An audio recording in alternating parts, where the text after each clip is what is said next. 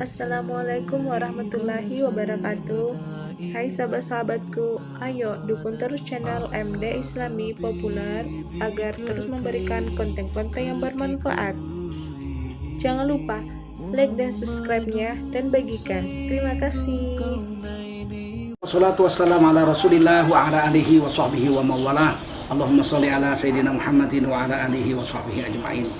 Saudara-saudara kaum muslimin muslimat dimanapun Anda berada, hanya tadi kalau orang-orang yang masih bujangan, sedang khuruj kemudian wafat, sedang membela agama wafat, sedang perang melawan musuh, jihad wafat, atau sedang menuntut ilmu, jihad juga itu kan, wafat.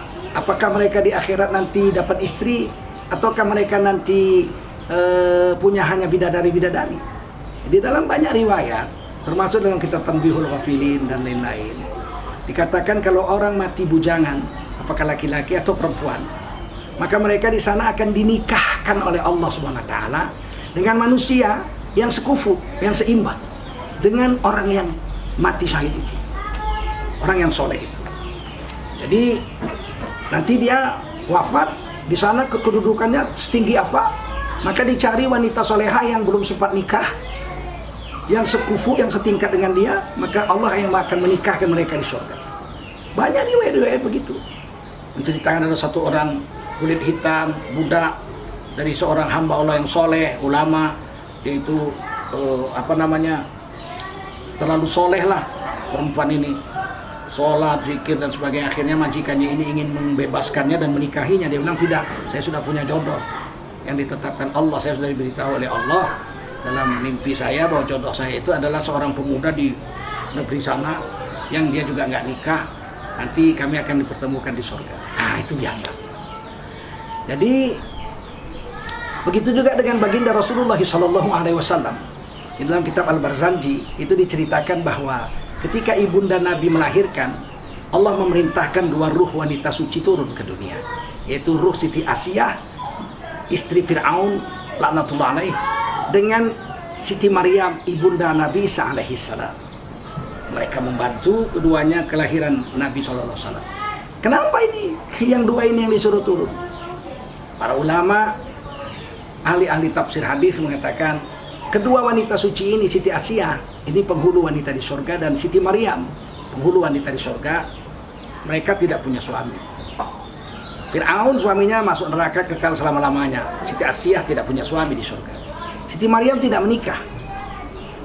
Maka dua wanita suci ini di akhirat akan sedih, menangis karena tidak punya suami. Nah, pertanyaannya, siapakah yang akan menjadi suami mereka? Yang pantas Rasulullah, nggak mungkin saya, nggak mungkin saudara-saudara, nggak imbang kedudukannya kalau kita yang menikahi Siti Maryam.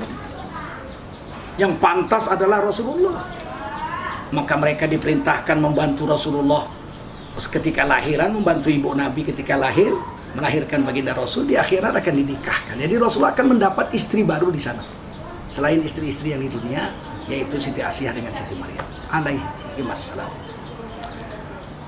Dan pernah ditanya itu, satu hari Ummi Salamah bertanya kepada baginda Rasulullah SAW. Suami beliau almarhum Abu Salamah wafat, luka dalam perang Uhud, beberapa bulan kemudian wafat.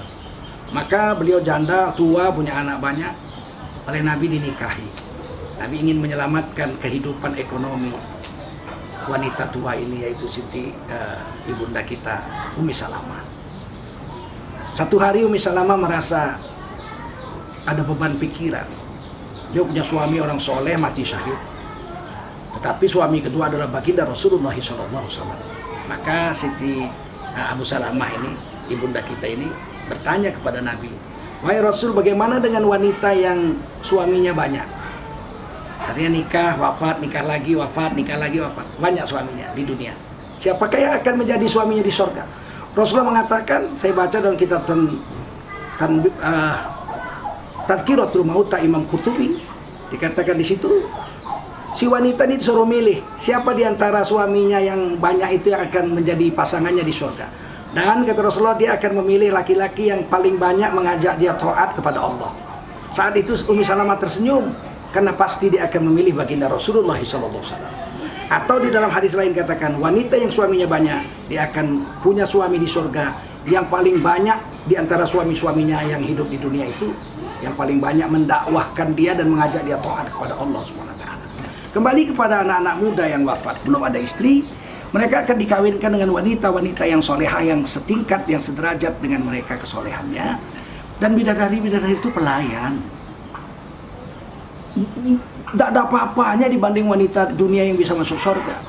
Dalam satu hadis dituliskan oleh Imam Zainuddin Al-Malibari dalam kitab Fathul Mu'in, Nisaul jannah min nisa'id dunya afdalu min hurin ain. Wanita dunia yang makan teri, makan tempe, makan kangkung ini, kalau dia bisa masuk surga karena solehahnya, maka wanita ini lebih afdal, lebih cantik, lebih hebat, lebih mulia daripada ratunya bidadari. Bidadari itu hur. Sedangkan ratu bidadari hurun ain. Istri kita yang di dunia ini lebih cantik, lebih afdal, lebih hebat daripada ratu bidadari. Yang terakhir pertanyaannya, bagaimana dengan hutang? Hutang mesti dibayar. Walaupun mati syahid, mesti dibayar. Keluarganya yang akan membayar atau orang itu akan menagih di hari kiamat. Nafsul mu'min mu'allaqah bidainihi hatta yuqda anhu. Hadis sahih Abu Dawud. Nyawa seorang hamba tidak akan dapat sampai kepada keridhaan Allah jika dia masih memiliki hutang sampai hutangnya dibayar. Tidak peduli apakah dia mati syahid sekalipun. Oleh karena itu, kalau kita punya orang soleh, saudara kita wafat, bapak kita, ibu kita, adik kita, abang kita, bayar hutangnya supaya mereka mendapat kemuliaan di alam akhirat, di alam kubur, dan masuk surga Allah SWT. Mudah-mudahan jawaban ini ada manfaat. Wallahu a'lam bishawab. Saya Tengku Zulkarnain. Wassalamualaikum warahmatullahi wabarakatuh. Assalamualaikum warahmatullahi wabarakatuh. Hai sahabat-sahabatku, ayo dukung terus channel MD Islami Populer agar selalu memberikan konten-konten yang bermanfaat. Ingat, jangan lupa like dan subscribe dan bagikan. Terima kasih.